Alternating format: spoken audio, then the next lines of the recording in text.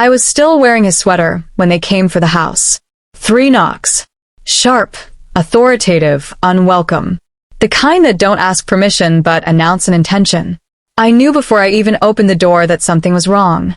What I didn't know was that my in-laws had already hired a lawyer. It had been exactly 43 days since Marcus died. 43 days of waking up reaching for a body that wasn't there. 43 mornings of making coffee for 2 before remembering. 43 nights falling asleep to the sound of voicemails I refused to delete. And now, standing on my porch with faces carved from stone were Helen and Richard Bennett, the people who had smiled politely at our wedding and then spent 5 years pretending I didn't exist. "We need to talk about the house, Olivia." Richard didn't bother with hello. His voice was businesslike, the same tone he probably used to fire employees at his accounting firm. "May we come in? May we come in?" As if this threshold wasn't mine. As if the mortgage payments hadn't come from my and Marcus's joint account for half a decade. As if the garden out back didn't have my sweat soaked into every inch of soil. I should have slammed the door. Should have told them to contact my lawyer. But grief makes you stupid sometimes, hollows out the part of your brain that protects you. So I stepped aside. The living room felt suddenly small with them in it. Helen perched on the edge of the couch like she was afraid of catching something, her eyes scanning every surface. I noticed her gaze lingering on the cluster of unwashed mugs by the sink, visible through the open kitchen doorway.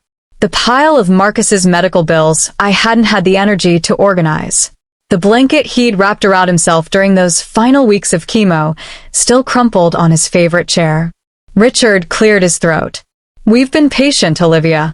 We gave you time to process things. But now we need to discuss practical matters." Patient? They hadn't even come to the hospital during his last days. Marcus had waited for them, kept asking if they'd called, until I couldn't bear it anymore and lied, told him they were stuck in traffic. He died believing they were on their way. What practical matters? My voice sounded far away, like it belonged to someone else. Helen opened her designer purse and pulled out a folded document. This house belonged to Marcus's grandmother. It was always meant to stay in the Bennett family. This house belonged to Marcus. I corrected her. And now it belongs to me. We're married. We're married. The word caught in my throat like a fishbone. Richard's face hardened. You were married for barely 5 years. We're his parents. We've spoken with our attorney, and there are legitimate questions about the transfer of property. That's when I noticed the keys in Helen's hand. Not just any keys. I recognized the worn leather keychain, the small dent on the house key, where Marcus had once accidentally caught it in the lawnmower. They'd gone through his personal items at the funeral home before I arrived. The violation of it hit me like a physical blow. "We're not asking for everything," Helen said, her voice softening into something that might have been mistaken for kindness by someone who didn't know better. "You can take the furniture, your personal items. But the house needs to come back to the family." The family. As if I wasn't family. As if those nights holding Marcus's head while he vomited, changing sweat-soaked sheets, memorizing medication schedules, and still somehow showing up to my teaching job every morning hadn't made me family. "I think you should leave." The calm in my voice surprised even me. "Olivia, be reasonable," Richard leaned forward. "Marcus would have wanted." "Don't." The word cut through the room like a blade. "Don't you dare tell me what Marcus would have wanted. You weren't here. You weren't here when he needed you most." Helen's face flushed. "We are his parents. We knew him his entire life. And yet you couldn't be bothered to know him in his final hours." The anger that had been building inside me for weeks, no, years, finally found its target. "Did you know he asked for you? Did you know he waited?" Richard stood abruptly. "This is exactly why we need to handle this legally. You're clearly too emotional right now." Too emotional. The familiar dismissal reserved for women who refuse to be convenient. Something inside me snapped. "Give me those keys." I held out my hand. Helen clutched them tighter. "These are family heirlooms. Those are my husband's keys, and you had no right to take them." "Actually," Richard's voice took on the condescending tone I'd heard too many times at family gatherings, "we have every right. As his next of kin." "I am his next of kin." The words exploded from me. I am his wife.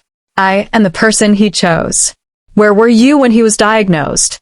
Where were you during the first round of chemo, when he couldn't even stand up by himself? Where were you when the doctors told us it had spread? Where were you? My chest heaved. 43 days of contained grief had finally found its escape route. Helen's face had gone pale. We had our reasons. Your reasons. I laughed, a hollow sound that belonged in a much darker place than this sun-filled living room. Let me guess. You still couldn't accept that your perfect son married someone you didn't choose. Someone who didn't come from money. Someone who thought teaching high school English was a worthy career. Richard's jaw tightened. That's not fair. Fair. The word tasted bitter. Was it fair that Marcus spent his last Christmas calling you, leaving messages you never returned? Was it fair that I had to explain to our friends why his parents couldn't make it to any of his hospital stays? Was it fair that he died wondering why his family abandoned him when he needed them most? Silence fell heavy between us. Outside, I could hear the neighbor's sprinkler system, the occasional car passing. Normal life continuing while mine had shattered. Helen spoke first, her voice smaller now. We made mistakes. Mistakes. I shook my head. A mistake is forgetting a birthday. What you did was a choice. And now you have the audacity to come here, to my home, and demand the keys? Richard's business mask slipped, revealing something that might have been shame. The house is mine. I cut him off. Legally. Morally. In every way that matters. Marcus made sure of that. I walked to the bookshelf and pulled down a folder I'd been avoiding looking at since the funeral. Inside was our will, drafted just weeks after his diagnosis. Marcus had been methodical that way, always preparing, always making sure I'd be taken care of. I handed it to Richard. Read it. Or don't. It doesn't matter. Your lawyer will tell you the same thing. This house belongs to me now. Helen stared at the folder like it might bite her. But his grandmother loved me. I finished for her. She visited us 3 times after we moved in. She helped me plant the hydrangeas in the backyard. She told Marcus she was happy he'd found someone who would fill this house with love. The look on Helen's face told me this was news to her. They hadn't even bothered to visit Marcus's grandmother in her final years. Just like they'd abandoned their son. What happened next would become the moment I'd replay in my mind for months afterward. The moment everything changed. I walked to the front door and opened it wide. I need you to leave now. But Richard didn't move. Instead, he reached into his pocket and pulled out a document of his own. We didn't want to do this, but you're giving us no choice. My blood ran cold as I scanned the legal letterhead. They were contesting the will, claiming I had undue influence over Marcus during his illness, suggesting that his deteriorated mental state made him incapable of making sound decisions about his estate. The room tilted sickeningly. They were trying to erase not just me, but Marcus's choices, his agency, his love. That's when I saw the small red light blinking from Helen's purse. A recording device. They'd been documenting this entire confrontation. Something inside me, something primal and fierce, took over. I walked to Helen, plucked the recorder from her purse before she could react, and held it up. Is this what you came for? Evidence that I'm too emotional? That I'm not handling things well? I addressed the device directly now. Let me make something very clear for the record. My husband, Marcus Bennett, was of sound mind until the very end. He made his wishes explicitly clear in a legally binding document, and he would be ashamed, deeply, profoundly ashamed, of what his parents are doing right now. Richard lunged for the recorder, but I stepped back. Not finished yet. I said, my voice ice cold. You want to hear emotional? Let me tell you about March 10th. That's when your son decided to stop treatment. He knew it wasn't working. The doctors had told us the cancer had spread too far. He was in pain, constant unbearable pain, and he just wanted peace. Helen made a small, strangled sound. He asked for you. I continued, looking directly at the recorder. Called your number while I was in the room. Left a message saying he needed to talk to you, that it was important. You never called back. Richard's face had drained of color. We didn't know. Check your voicemail, I said. It's probably still there, unless you deleted it like you tried to delete me from his life. I stopped the recording and placed it on the coffee table between us. Then I reached for Helen's hand, the one still clutching Marcus's keys, and slowly, deliberately uncurled her fingers until the keychain fell into my palm. Now get out of my house. They left without another word. The door closed behind them with a soft click that somehow echoed through the empty rooms louder than any slam could have. I sank to the floor, Marcus's keys pressed against my heart, and finally, allowed myself to sob without restraint. 3 days later, a thick manila envelope arrived by courier. Inside was a formal letter from Richard and Helen's attorney withdrawing any claims against Marcus's estate, along with a handwritten note that simply said, "We're sorry." Too little, too late. But still, something loosened in my chest. That night, I dreamed of Marcus for the first time since he died. Not Marcus in pain, not Marcus fading away in a hospital bed, but Marcus as he'd been when we first moved into this house, laughing as we painted the kitchen a ridiculous shade of yellow, dancing with me in the empty living room before our furniture arrived. I woke up crying, but they weren't entirely tears of grief. The next morning, I called a locksmith and had every lock in the house changed. Not because I thought Richard and Helen would come back, but because it felt right, symbolic somehow. New locks, new keys, new beginning. My house. My rules. My life to rebuild. 6 months later, I found a box in the mail. No return address, but I recognized Helen's handwriting on the label.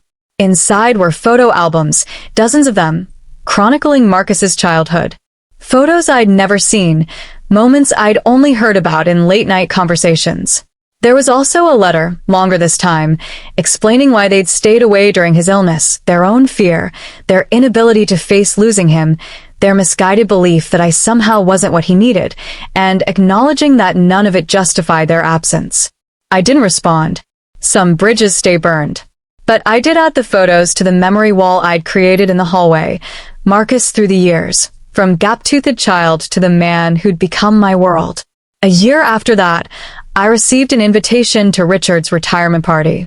I didn't go, but I did send a card with a recent photo of the backyard garden. Those hydrangeas his grandmother and I had planted now in full, glorious bloom. It was as close to forgiveness as I could manage. Not for them, but for me. For Marcus. Because here's what I learned from those terrible 43 days, and all the days that followed. Grief doesn't end, but it changes. It softens its edges. It makes room for other things, anger, yes, but also eventually joy, peace, even laughter. Yesterday marked 1,000 days without Marcus. I still sleep on my side of the bed. I still make too much coffee some mornings. But the house doesn't feel empty anymore. It feels like a testament. To him. To us. To the life we built that was too brief but also, somehow, exactly enough. I sit on the porch sometimes, watching the neighborhood children play, and wonder what our children might have looked like. We had names picked out, Eliza for a girl, after my grandmother, Benjamin for a boy, after his favorite author. Those children exist only in the might have beens now, another grief layered atop the original. But I've learned to carry it all, the love and the loss, the fury and the forgiveness, the memories both bitter and sweet. Last week, an older couple moved in across the street. The woman brought over a homemade pie and introduced herself as Marcus's aunt, his father's sister. She told me she'd always disagreed with how Richard and Helen had treated us. That she'd wanted to reach out for years, but hadn't known how. We sat on this porch, my porch, and shared stories about the man we'd both loved in different ways. When she left, she hugged me and whispered, "He chose well." Later that night, I found myself standing in the center of the living room, surrounded by the life Marcus and I had built together. The bookshelves we'd installed ourselves. The coffee table where we'd played ridiculous board games during his good weeks between treatments. The window seat where he'd sit for hours near the end, watching the world go by with a quietness that broke my heart. I thought about the keys that had started it all. The ones Helen and Richard had tried to claim, had tried to use to erase me from my own life. They're in a shadow box now, hanging in the kitchen alongside Marcus's favorite coffee mug and the last birthday card he gave me. Sometimes I think about what would have happened if I had simply handed over those keys that day. If I had allowed grief to make me small, make me yielding, make me doubt what I knew to be true, I would have lost more than a house. I would have lost the life we'd created, the future he'd tried so hard to secure for me, the last tangible evidence of his choices. Instead, I stood my ground. I fought for what was mine, not just legally, but emotionally. I honored his memory by refusing to let anyone diminish what we'd had together. It wasn't just about a house.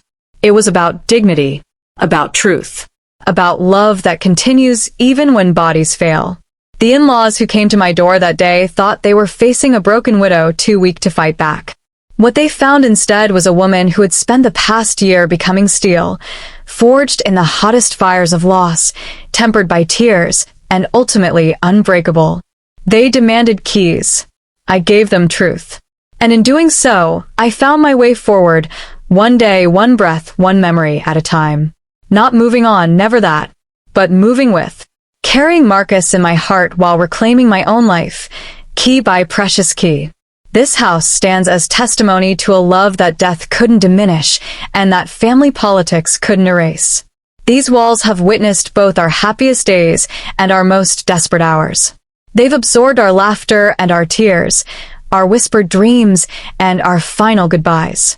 And they are unquestionably mine.